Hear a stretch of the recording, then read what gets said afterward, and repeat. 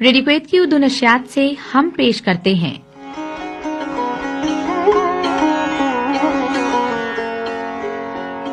हफ्तावार programme आज के मेहमान।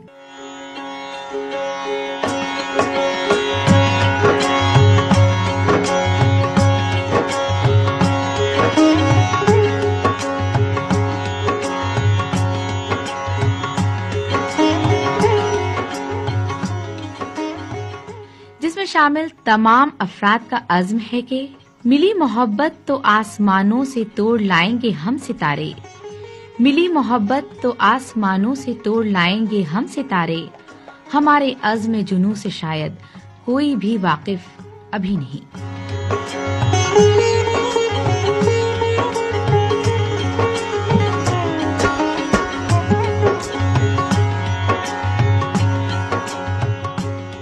अदबी, समाजी और तफरीही सरगर्मियों से ताल्लुक रखने वाले कुवैत की नामवर शख्सियात से मुलाकात।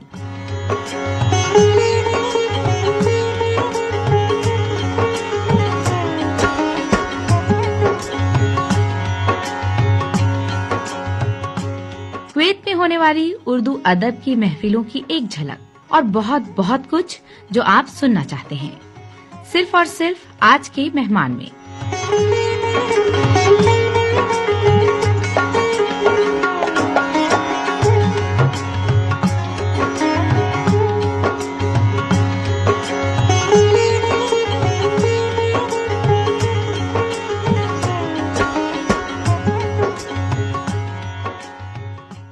सामिन ग्राम रेडियो कुवैत की उर्दू नशरियात। जी हाँ सामिन ग्राम रेडियो कुवैत के उर्दू नशरियात अब्दुल्ला अब्बासी बरकत खान के साथ प्रोग्राम आज के मेहमान। जैसा कि अक्सर बेशतर मैं आपसे जिक्र किया करता हूँ कि तंज़ मज़ा एक बहुत मुश्किल फ़नून लतीफ़ा के अंदर आता है। ये फ़नून लतीफ़ा में एक तंज़ मज़ा से ताल्लुक़ रखने वाले लोग अक्सर और बेशतर यही होता है कि आप तक अपनी बात कैसे पहुँचाएं।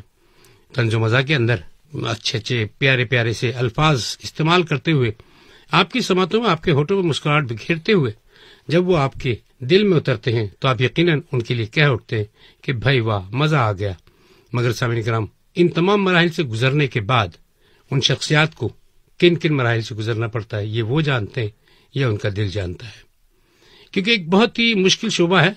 और इसमें ये जरूर कहूंगा कि जैसे हम लोग तो रेडियो कुवैत में कभी कभी मुस्कुराहटें बिखेरने की कोशिशें करते हैं, मगर हम लोग अदाकार नहीं हैं। ये काम उन्हीं का है जो अदाकारी भी करते हैं और तंज़ मज़ा के अंदर कमाल रखते हैं। आज के हमारे मेहमान का अगर मैं तारुफ शुरू करूं तो शायद बहुत तवील हो जाएगा, मगर इतना जरूर कहता चलूं सामिन इकराम, हिदायतकार, सदाकार आरिफ काजी जो किसी तारुफ के मोहताज नहीं है। आरिफ काजी का जब भी नाम आता है तो बहुत एहतराम से लिया जाता है। आरिफ काजी अपनी एक अंजुमन है। तंज़ मज़ा के हवाले से बेइंतहा ड्रामे किए, खासतौर पर कुवैत स्टेज पे भी उन्होंने काफी ड्रामे किए जिन ड्रामों की वजह से काफी मशहूर हैं। इनकी पूरी एक टीम जो इस सिलसिले में इनके साथ काम करती रही है वो हमेशा से लोगों के लबों पर मुस्कुराहट बिखेरते रहे हैं।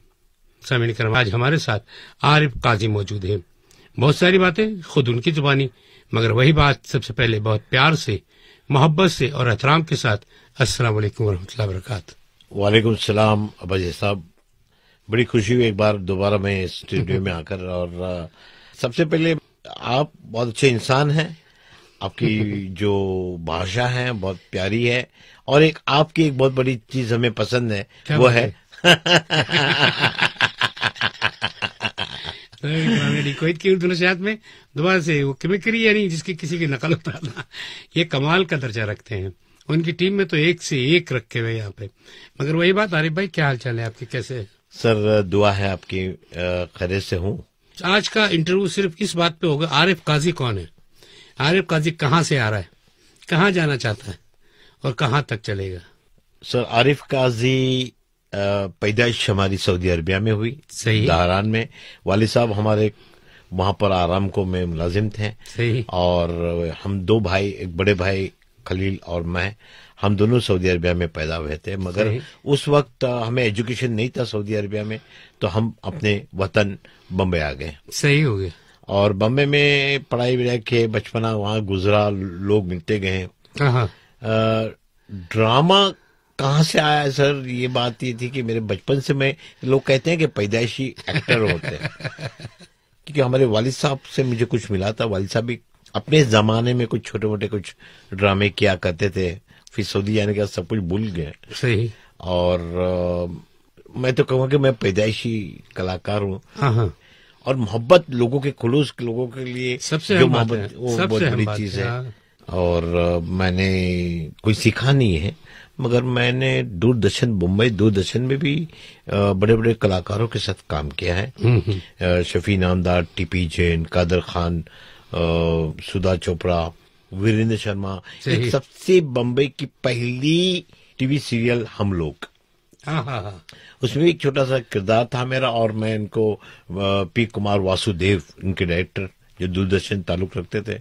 दूरदर्शन का जमाना कुछ और था, क्योंकि वहां पर फिल्म स्टार्स चलकर आया करते थे इंटरव्यू के लिए। सही सही। अब लोगों को जाना पड़ता है फिल्म स्टार्स के बाद। सही बात वो है। एक दौर कुछ 79, 80 का जमाना था, वक्त था। और मैंने ग्रेजुएशन किया, बीएससी ग्रेजुएशन किया। हम 2 भाई थे, एक भाई का इंतकाल हो गया, उनको कैंसर हो गया था। और 2 बहनें हैं, छोटी बहनें हैं। सर लाइफ में अप एंड डाउन मैंने बहुत देखा। सही सही। अच्छे वक्त भी देखे, पूरे वक्त भी देख रहा हूँ अब। क्या बात है। क्योंकि यहाँ पर घर वाले मेरे अगेंस्ट थे कि भाई ड्रामा ये सब चीजें हमारे लिए नहीं है। सही बात है। और लोग यही मजाक करते रहे कि क्या कर रहे हो। सही। ये कला सभी के पास नहीं होती। सही बात है, हकीकत है। और खासतौर पर आज आप जो तंज़ो मज़ाक के अंदर लोगों को एक अच्छे अंदाज में एक पैगाम देना चाहते हैं, वो बहुत बड़ा कमाल का काम है। इतना आसान काम नहीं है जो काम कर रहे हैं आप। मैं कोविड आया 1985 में। हमारे मरहूम मामू थे यहाँ पर, उन्होंने मुझे वीजा दिए। और आने के बाद में सिर्फ मैं वो कला कहीं जाती नहीं। और 85 में ही पहला स्टेज प्रोग्राम मैंने इंडियन कम्युनिटी स्कूल में किया, आते ही साथ। सही। और सिलसिला बढ़ता रहा, लोग आते रहे, कारवां बनता गया। तो उस पहला जो स्टेज ड्रामा था वो कौन सा था? सर पहले मैंने एक सोलो इनैक्ट किया था इंडियन कम्युनिटी स्कूल में। बताना चाहता कि मैं क्या हूँ। उसके बाद में सबसे पहला प्ले किया था वारे बम्बई वाह। वाह रे बम्बई वाह, उसका मैंने डाला क्या डायलॉग का था? जमूरे बिलोस्तात मुसलमान भाई के सलाम, हिंद दुबई के राम राम, कदरदान दोस्तान यारन, खानदान पानदान। मेरा जमूरा मुसलमान को सलाम करता है, हिंद दुबई को राम राम करता है। इस बात पे बच्चों भैया टाली।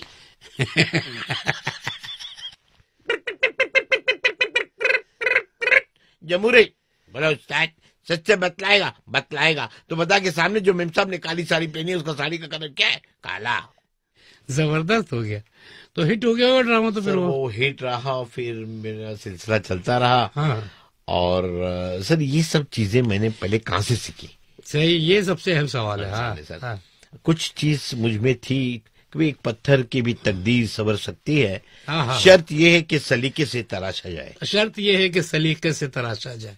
वाह वाह वाह वाह। सर मुझे तराशने वाले 2 लोग थे सर। एक थे मेरे गुरु कादर खान साहब, जो आज मरहूम कादर खान की अभी भी याद आती है मुझे। और मरहूम महमूद साहब।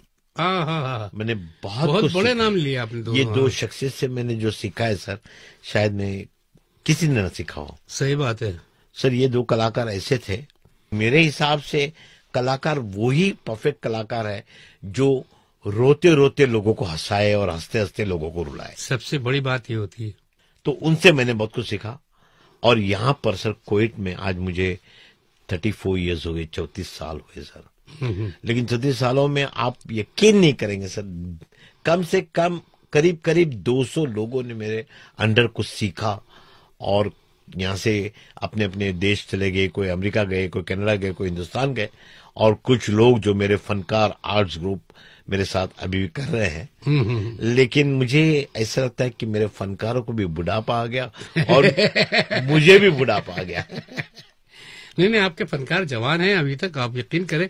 अभी भी लास्ट टाइम जब उनसे मेरी मुलाकात हुई थी, उस वक्त भी उनके अंदर वो जोश, वो जज्बा, वो जो आपने फनकार आर्ट पर जितनी मेहनत की है, वो अभी तक उनके अंदर मौजूद है। जैसे मैं अक्सर और बेशतर लोगों से कहा करता हूँ, फनकार का इम्तिहान या शायर या कोई भी होता है, उसका इम्तिहान वहां पर शुरू होता है, खासतौर पर स्टेज के ऊपर, कि वो उसका एक्सप्रेशन देखना चाहता है पब्लिक के लबों पर, चेहरे पर। यानी खासतौर पे अगर उसने कोई लतीफा या शोशा छोड़ा है, अगर सबके लबों पे मुस्कुराहट आ गई, तो फिर तो वो बहुत देर तक वही चीज सुनाता रहेगा। वरना अगर उसने देखा लोगों ने रिस्पांस अच्छा नहीं किया, तो ट्रैक चेंज कर जाता है।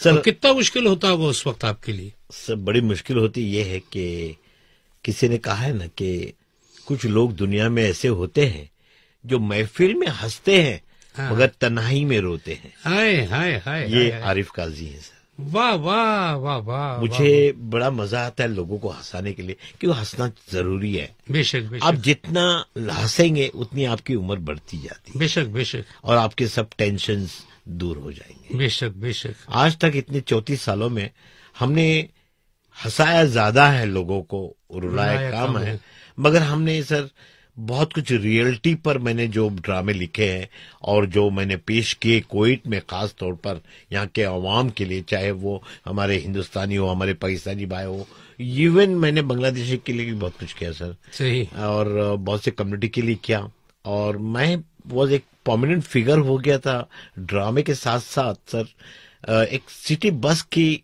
नई शुरुआत हुई थी कुवैत में और मैं उनके लिए टीवी के लिए फिल्म बनाया करता था। तो मैं हर लोगों से मुलाकात करता था, जैसे कि मैं फिलिपीन, तो मुझे बड़ा मजा आता था। श्रीलंकन लोगों से मिलता था, अलग अलग कम्युनिटी के लोगों से मिलाता था, उनके साथ मजाक करता था, उनको एक कप देता था, एक टोपी देता था सिटी बस की और उनके ऐलानात करता था। सही सही। अच्छा, कुवैत में फिल्म भी बनाई थी? सर बात यह है कि यहाँ फिल्म बनाना आसान नहीं है कुवैत में। सही सही।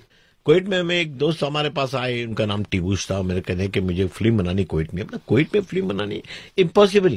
तो बोले नहीं कि भाई मुझे बनानी है। मैंने किसके साथ बनानी है? बोले आपके फनकारों के साथ। मैं मेरे फनकारों के साथ फिल्म कोई देख नहीं पाएगा। अगर मैं भी कुछ करूं तो कम लोग आएंगे देखने के लिए। तो फिर हमने कुछ प्लानिंग्स की और मैं शुक्रगुजार हूँ कुवैत गवर्नमेंट का और minister of interior, Indian embassy हमारे और यहाँ के अवाम का कि मुझे लकीली परमिशन मिल गई शूटिंग की। सही। फिर मैं कलाकारों को, किरण कुमार, शक्ति कपूर, रज़ाक खान, 18 आर्टिस्ट लाकर 1 महीने में हमने एक फिल्म कंप्लीट की। कुवैत में कहीं ना कहीं मिलेंगे। कहीं ना कहीं मिलेंगे। सही। और उसके बाद पोस्ट प्रोडक्शन क्या रिलीज की, यहाँ पर हमने नेपाल में रिलीज की और कुवैत में रिलीज की, बम्बई नहीं की है अभी तक सर। और जो कुछ भी एक्सपीरियंस था वो मैक्सिमम कवर हो गया कुवैत में। सही हो गया।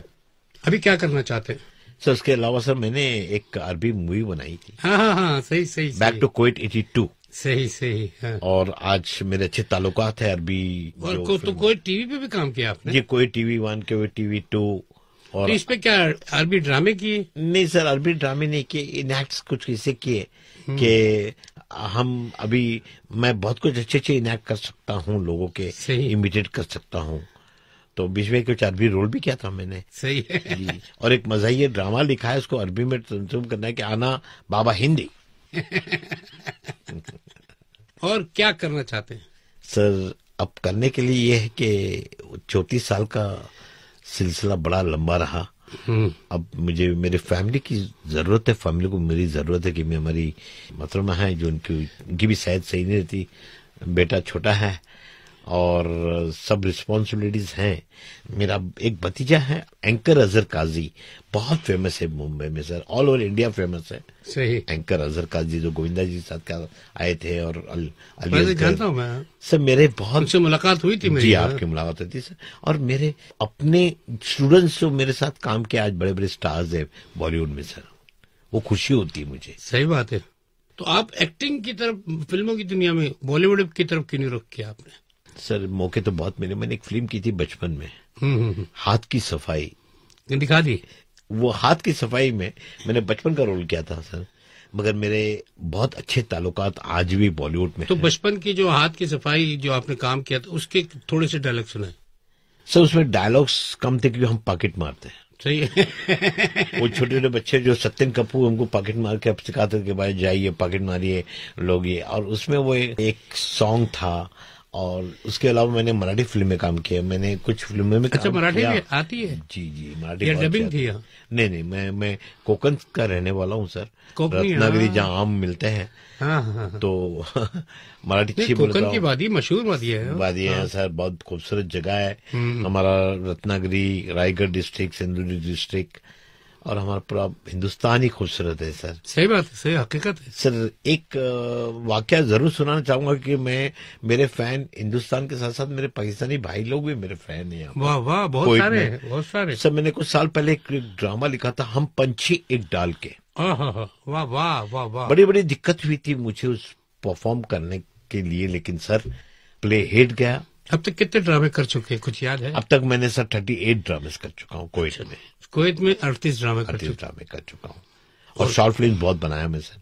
शॉर्ट फिल्म्स बनाते थे जी। अभी एक फिल्म मेरी आ रही है, इंतजार और भी है।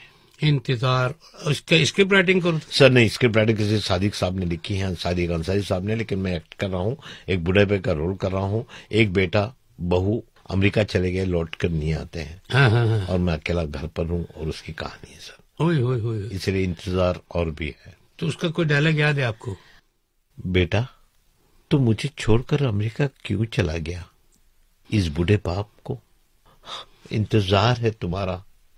आज भी जब दरवाजा खोलता हूं ना तो देखता हूं कि कहीं मेरा बेटा मेरा बहू मेरे आंखों के सामने खड़े हैं। तुम कब आओगे बेटा, तुम कब आओगे? ये मौत भी मेरा पीछा कर रही है। कभी डरता हूं कि मैं यहीं पर मर जाऊंगा और मुझे देखने वाला कोई नहीं होगा। वाह वाह वाह वाह, इसका नाम है एक्टिंग। हकीकत में इसी का नाम एक्टिंग है।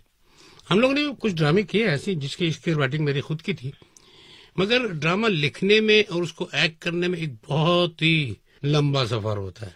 जैसे मेरा काम अगर लिखना हो ना सिर्फ, तो मैं बहुत अच्छा लिख सकता हूँ, मगर उस पर एक्टिंग करनी हो तो बड़ा मुश्किल है। क्या आपके साथ ऐसा हुआ? हमारे साथ बहुत हुआ, क्योंकि मैंने पहले बैक स्टेज पे काम किया। अच्छा। आप जब तक बैक स्टेज पे काम नहीं करेंगे हाँ, तो आपको स्टेज के बारे में मालूमात नहीं होगी। अब स्टेज के बारे में मालूमात नहीं होगी तो आप एक्टिंग किससे जानेंगे? और एक्टिंग के लिए आपको 3 चीज बहुत जरूरी है। वो है आपके वॉइस मॉड्यूलेशन, आपके फेशियल एक्सप्रेशंस और आपकी बॉडी लैंग्वेज। सही बात है। And to be a director आपको एक्टर होना बहुत बहुत जरूरी है। बेशक। तो सर मैंने भी बड़े बड़े डायलॉग्स इन वन मैनिपुलेशन में मैंने प्रेजेंट किए हुए हैं। हाँ। और बहुत कुछ झलकियां देंगे हमारे समय निक्रम को। आज तुम्हारा अपन का कहानी सुनाता है भाई। अपन 5 साल का था ना, अपन का मदर का डेथ हो गया और 2 साल के बाद अपन का फादर भी अपन को इस दुनिया में अकेला छोड़कर चला गया। उस टाइम अपन का कोई रिश्तेदार अपने को काम नहीं आया भाई, कोई काम नहीं आया। अपन ने भीख मांगना शुरू कर दिया, लेकिन अपन को एक ही ताना मिलता था, जा कोई काम कर। लेकिन इस नन्हे मुन्ने हाथ को कौन काम देता?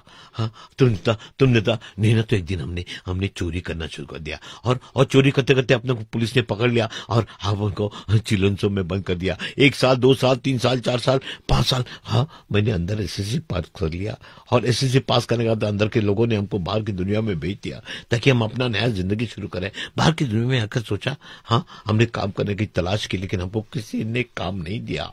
वाह। और हमने सोचा कि बड़ा आदमी बनना है ना जॉन, तो तेरे को डिग्री होना चाहिए। इसीलिए हमने कहीं नाइट स्कूल करता था, दिन में काम करता था और डिग्री हासिल कर ली। लेकिन किस्मत देखो साहब कि डिग्री हासिल करने के बावजूद भी हमको किसी ने नौकरी नहीं दिया। सिर्फ एक ही ताना दिया, क्या तुम्हारे पास कोई बड़ा वास्ता है? क्या तुम्हारे पास रिश्वत देने के लिए पैसे है?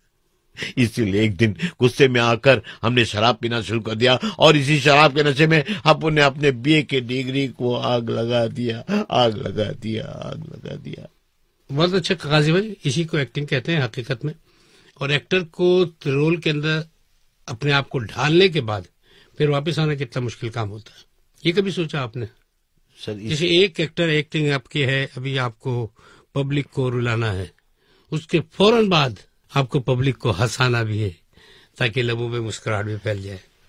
तो इसके लिए सर हम लोग जब भी हम किसी को ट्रेनिंग देते हैं तो हम इनको ये बताते हैं कि भाई पिच, टेम्पो बहुत जरूरी है। वाह। और आपका प्रेजेंस ऑफ माइंड, जब तक प्रेजेंस ऑफ माइंड स्टेज पे नहीं ना, आप कुछ नहीं कर सकते सर। बेशक। तो we are meant for that personally कि बाबा किस तरह टेम्पो उठाना है और किस जहां पर गिराकर लोगों को हंसाना है। हाँ, अयो हम क्या बोलेगा जी, अयो हमें तुम ये मेरे को पूछने को मांगता कि हमारा अब्बा काला, हमारा अम्मा काला, हम गोरा कैसा, हम ब्लैक एंड व्हाइट के जमाने में पैदा होना था जी। हाउ क्या भाईजान हंसते कैसे ज्यादा हंसते हो। हैदराबाद जाओ को मेरी बेगम को ले आऊंगा, मेरी बेगम देर दिमागी तुम्हें नोच नोच कर खा जाएगी। हाउ अम्मा खा, इश्क ने गालिब निकम्मा कर दिया, वरना हम भी आदमी चौकोर थे।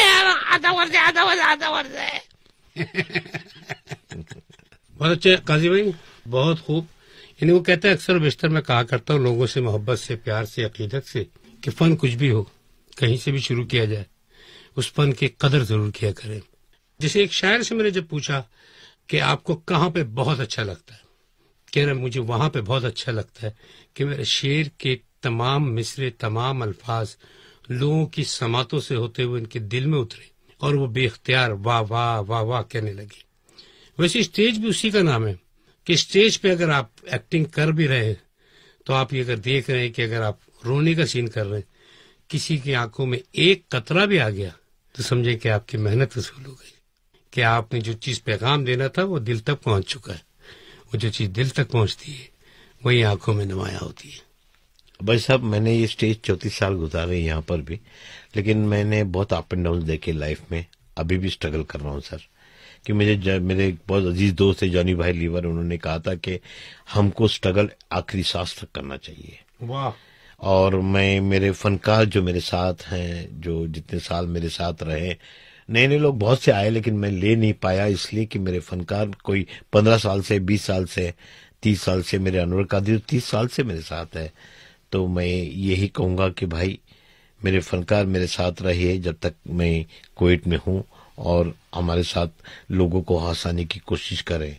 और मेरे जितने भी शायर, कलाकार जितने भी कुवैत में हैं, उन्हें मैं यही कहूंगा कि मायूस न होना। सही बात है कि शमा बुझने के बाद फिर से जल सकती है, हदे तूफान से गुजर सकती है। मायूस न हो, अपने इरादे न बदल, तकदीर किसी वक्त भी बदल सकते हैं। वाह वाह। तो बचपन तो आपका बड़ा मजेदार गुजरा होगा, छेड़ते छाड़ते लोगों को। सर बचपना बड़ा मजेदार, जिन लोगों में ये हिस्से पाई जाती है ना, तो बचपन में तो खैर बहुत ज्यादा वो होते हो। सर मैं ऐसे शहर में रहा, कि ऐसे इलाके में रहा सर मैं, कि मैंने अच्छे अच्छे लोग बड़े होते देखे मैंने वहां पर, और मैंने बहुत क्लोज से लोगों को देखता रहा कि वो क्या कर रहे हैं। सर मुझे याद है, एक रेलवे स्टेशन पे एक शख्स पेपर लेकर सिर्फ घुमा करता था, और वो डायलॉग मैंने अपने ड्रामे वाले बम्बई में लिया हूं मैंने सर। सिर्फ घुमा करता था पेपर, बगल में पेपर है, और करता था कि dash arrangement please, arrangement please, arrangement please. Platform 1 से जाने वाली प्लेटफॉर्म 2 से जाएगी, प्लेटफॉर्म 2 से जाने वाली प्लेटफॉर्म 3 से जाएगी, प्लेटफॉर्म 3 से जाने वाली रास्ते से जाएगी।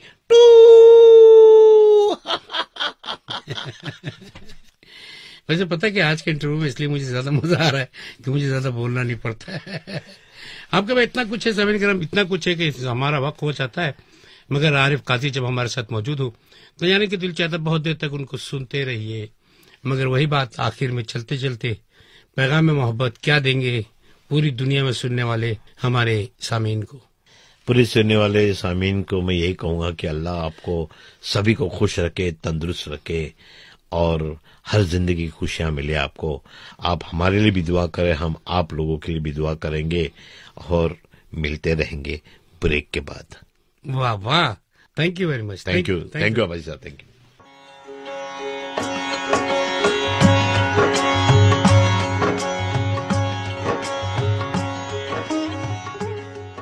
अभी आप सुन रहे थे हफ्तावार प्रोग्राम आज के मेहमान। तरतीब और पेशकश अब्दुल्ला अब्बासी।